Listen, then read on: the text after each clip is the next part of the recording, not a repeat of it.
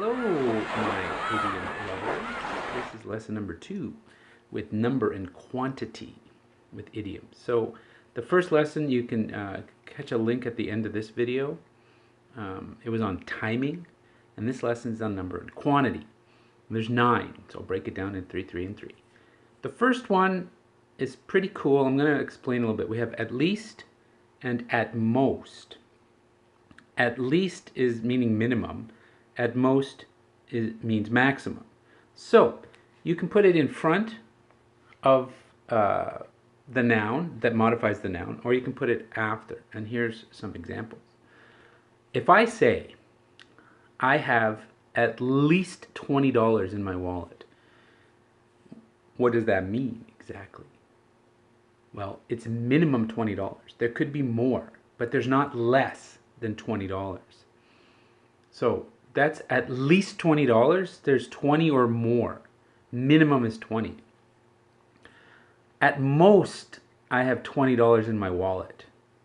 So the maximum I have in my wallet is $20. So you'd like to say at least, because there's always a chance that there's more. Say, I had a party last night and there were at least 60 people there. So the minimum number is 60. It could have been 80, it could have been 100. But at least 60 people came to the party. I had a party last night, and at most there were 10 people there, which means it wasn't a very good party. But at least 60 people, and if I said at most 60 people, at most 60 is the maximum, at least 60 is the minimum. So there's a difference there with at least and at most. I would like to have at least 20 likes on this video. I don't think that's going to happen. People watch, but they don't like, because I don't think they're signed in when they watch it. But I'd like at least 1,000 subscribers and 4,000 hours. That would be great. But at most I have 94 hours, I think, right now. So I have a long way to go. So the next one, be left. Why would you use the word be here? It's a verb, be. If something is left, we have 6 things left. How many eggs are left in the refrigerator? How much money is left in your wallet after that spending spree you went on? How much time is left in this video? I don't know, but that's is left, is remaining, to remain. And then the third one is or so. I have $5 or so, meaning approximately. I'm not sure. It is always after a number there. I have $6 or so. There are 10 people or so. So we have at least and at most, be left, meaning remaining, and or so is approximately 6 or so. We'll see. But those are the first 3. Think about those, and then I'm going to put 3 more coming right up. All right, the next, a drop in the bucket. If you have a bucket, an empty bucket, and 1 drop goes in the bucket, is it a lot? No, it's insignificant. It's a drop in the bucket. So if you have an insignificant amount of something, it's a drop in the bucket. It's just it's not going to hurt you at all. When we think about money for a millionaire, a billionaire, the cost of a Rolex is a drop in the bucket. It's not going to make a difference to him at all. Sometimes a luxury car is a drop in the bucket for a millionaire because they have so much money. That's not a lot. For the rest of us, it's a lot of money. But for a millionaire, it's a drop in the bucket. You get 2 inches of snow in Texas, they go crazy, right? People from Texas, 2 inches of snow. Here, it's a drop in the bucket. Canada, 2 inches of snow is nothing. We just go, okay, wow, what do we do? That's a drop in the bucket. Very insignificant amount of something. Now the next thing we have a number of and a lot of. And they're the same idea, but different with structures. A number of goes with plural countable nouns. Number of children. I got a number of questions. I got a number of problems.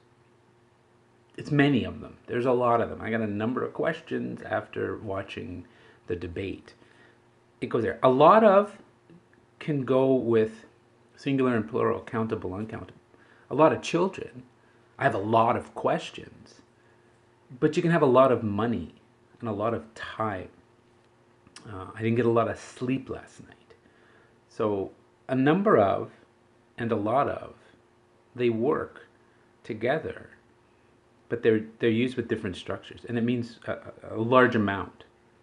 And the third one is the lion's share. Think about this. In the jungle, when an animal is killed, the animals kill other animals for food, the lion gets the biggest amount. And then finishes it off, and then the vultures and the scavengers, hyenas come in. The lion gets the most. That's the lion's share. So when you have a company and somebody is put in most of the investment, the initial investment money, they get the lion's share of the profits because they have the most money in there. The lion's share of money from certain programs goes, from government programs, goes into cover other programs. It's the most, the largest amount is the lion's share. I like that one. I always think the lion gets the most. The lion gets the most. Sometimes kids have candies and they keep the lion's share. They share their candies, but they keep the lion's share for themselves. Here's one for you, 6 for me. One for you, 6 for me. I'm keeping the lion's share. It's my candy. So 3 more there. A drop in the bucket, a number of, a lot of, and the lion's share. And 3 more coming right up. Think about those. Now you have 6, 3 more coming. All right, here's the next 3, the last 3 of this 9, this trilogy of idioms about quantity and totals here. So the next one is all told. Put this at the beginning of the sentence. And you say, and it means in total, in sum, altogether. So if you're raising money for charity, at the end of the program, you say, all told, we raised $50,000. All told, Australia scored 1 goal in the World Cup this year. Altogether, not so good.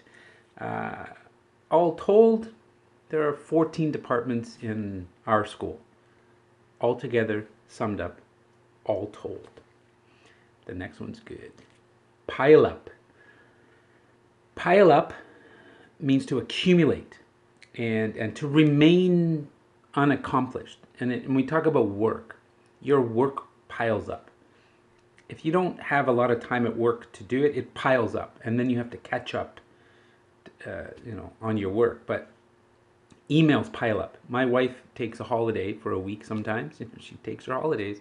She comes back, there's 500 emails she has to, they've piled up. She needs to answer those and get them done.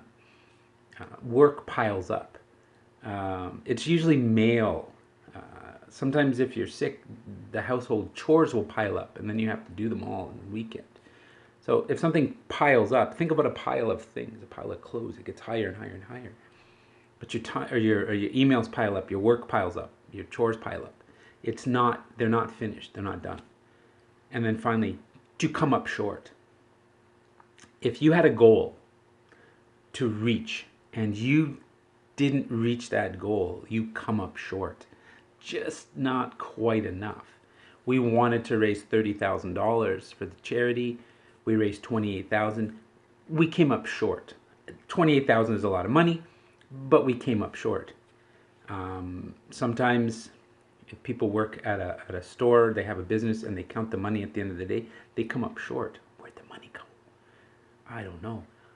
Poland came up short in the World Cup this year. They didn't qualify for the next round. They're terrible.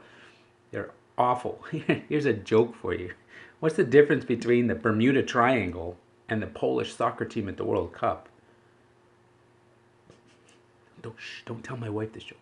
The difference between the Polish national soccer team, the Bermuda Triangle, and the Polish national soccer team. The Bermuda Triangle has 3 points. 3 points. Poland has 0 points. My wife is not happy. I'm going for Germany, so I'm still okay. Shh. But yeah, they came up short. So, all told, at the beginning of a sentence, all told, the crowds were 50,000. Work piles up after you're away for a while, and then if you come up short, you don't reach your goals. So those are 3 more to add to the 3, 9 videos, 9 idioms on quantity. I hope they're useful. You need idioms, and I'll have a little bit more at the end for you. If you like this video, subscribe right there. Give it a thumbs up. Check out my other videos.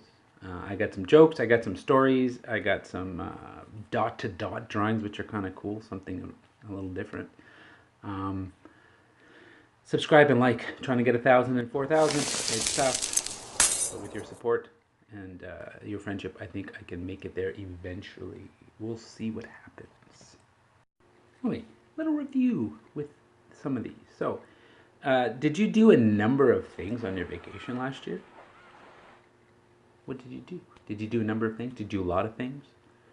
All told, how many days were you gone on vacation? Huh? Did you do a number of things on your vacation? All told, how many days were you gone? A little bit of review, in a sense. How many days are left until your next birthday? How many days are left until vacation time?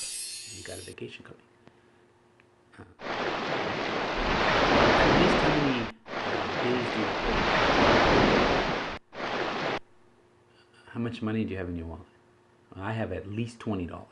At least. It's probably right on $20 right now, but I have at least $20. Are there any chores or anything piling up at your house? Do you have to catch up on anything? So these are just some ideas with these idioms. There's some really good idioms that I've shared with you, and I hope you enjoy them. Watch the first part, and then I have idioms from the past too. I got some business idioms. Take a look at those. I'm gonna have 2 separate playlists. One with the original idioms, and this one is gonna be the categorized idioms. So stay tuned for the third one. I think there's 40 or 50 units, so there's gonna be a lot of idioms. Your English will get better. Thank you for your support. Have a great day. Enjoy the idioms. Enjoy the summer, and we'll talk to you soon. Bye.